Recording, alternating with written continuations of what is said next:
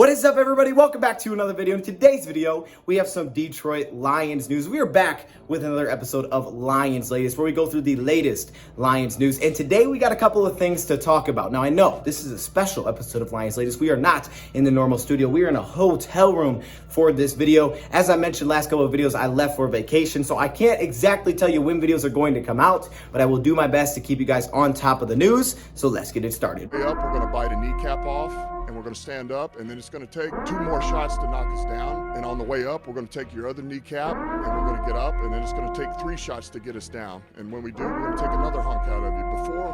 Before long, we're going to be the last one standing. Welcome everybody to our video. Glad you guys are here. And I also have another video coming out soon. I don't know if that's going to come out today or tomorrow. I'm still working on it, but there's a couple of clips that I want to add in there. I'll probably add them in while I'm here, but I want to add some more clips into that after editing it. So I was like, okay, let me add some stuff before I upload that video. As I mentioned, I can't really guarantee when I'm going to get videos out. I could be a little bit late on the news just because of when I can make videos. You know, it's kind of just all over the place. Sometimes connection isn't great, so it may take a little while to upload. So I'm not really sure what to expect, but we're going to do the best that we can do. So we got some Lions news that I want to go through in today's video, and this is kind of recent for the Lions, and this is the biggest story first. The Detroit Lions have waived or cut defensive lineman John Atkins. Okay, now this news comes a day after the Detroit Lions signed Brian Price, the defensive lineman who was most recently with the Green Bay Packers out of UTSA, a UDFA back in 2016. If you guys want to know more about Brian Price, go check out our video from yesterday. But the Detroit Lions signed Brian Price yesterday to the defensive line, an explosive, good size defensive lineman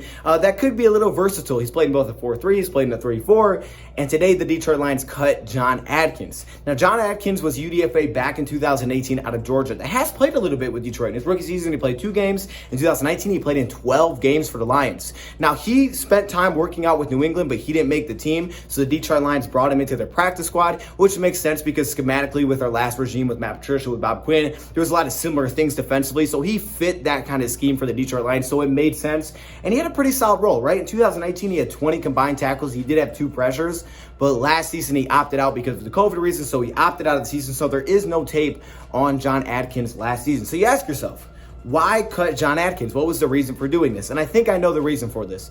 After signing Brian Price, who was an explosive, bigger defensive lineman, even though I don't think he's great at the nose tackle spot unless it's a one-gapping scheme, for the Detroit Lions, I think they want more explosive defensive linemen. Guys that are attacking, guys that get downhill, right? Even with that size. We've seen it in the draft with Levi, with Aleem, and we saw it with the Brian Price signing. That guy's big, but he's very explosive if you go watch our video on it yesterday.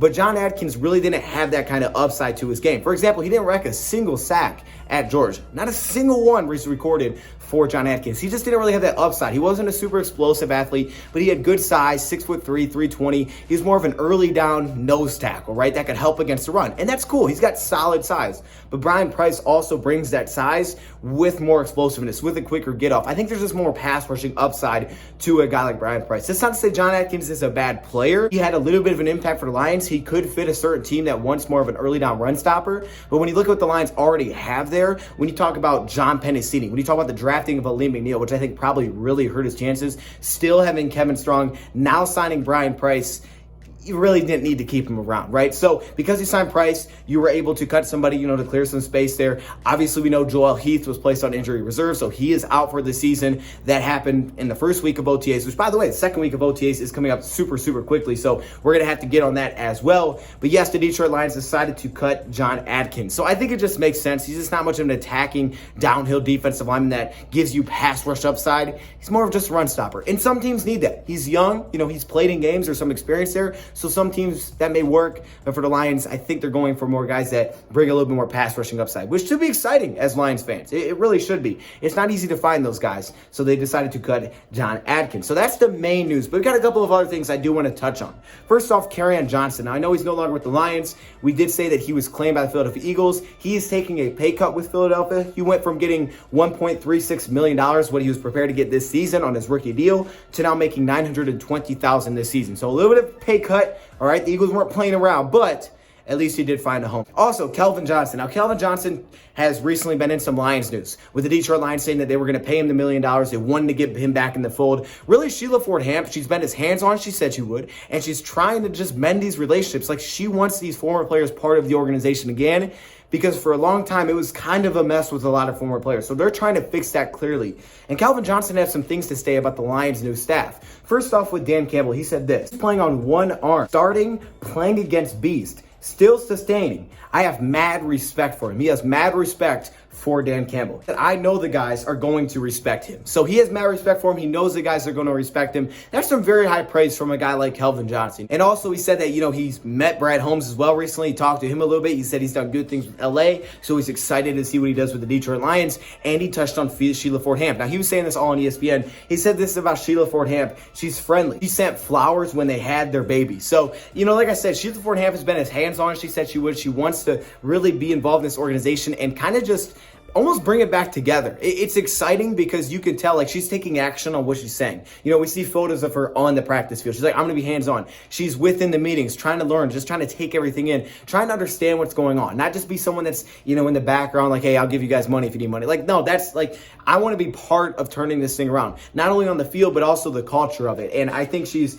taken that and she's been completely hands-on with it. Of course, it's really good to hear about Calvin Johnson talk about the Lions again. I mean, for a while there was just like, Kelvin's here and the Lions were here, but now it seems like they're getting closer. Like we said, with the Barry Sanders thing, hopefully he can get back involved with the Lions in that way. And also just a couple of things that I want to mention. Like I said, OTAs, and we got a couple of things to look out for. The biggest thing for me is Terrell Crosby, right? Last week he didn't show up. We had 80 players. I think it was 80 plus players that showed up. A lot of leaders showed up and it was awesome. These are not mandatory. These are voluntary. So we did have some players miss, like Jamie Collins. So look out for Jamie Collins, see if he comes, wearing the number 8. But I'm really looking out for Terrell Crosby here, right? Because we talked about, could this have something to do with the trade? So it's going to be interesting to see if Terrell Crosby shows up, and then also what his role is. To me, it's probably going to be a backup tackle, but we'll see, right? Are they labeling him as a guard? How are they going to do this? It's going to be interesting to see. And can he crack the starting lineup over Sewell? Not likely, but it will be interesting to see if he returns. So look out for some of those guys, and we talked about in our last OTAs takeaway video back on Thursday that didn't show up. Look out for those guys to see if they do show up this week. Who comes to OTAs this week? And we'll start talking about that because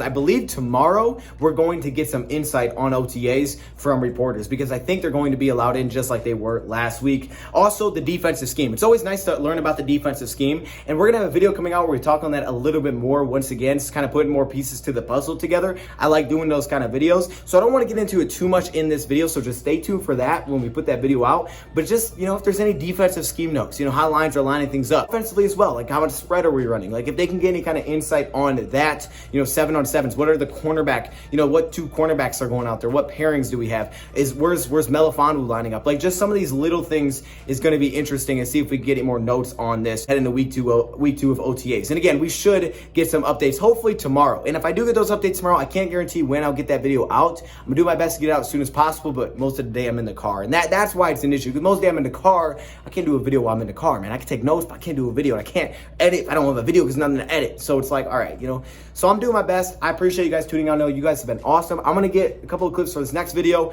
and then I'll see you guys hopefully soon. Thank you, Brad, for watching, and I'm out.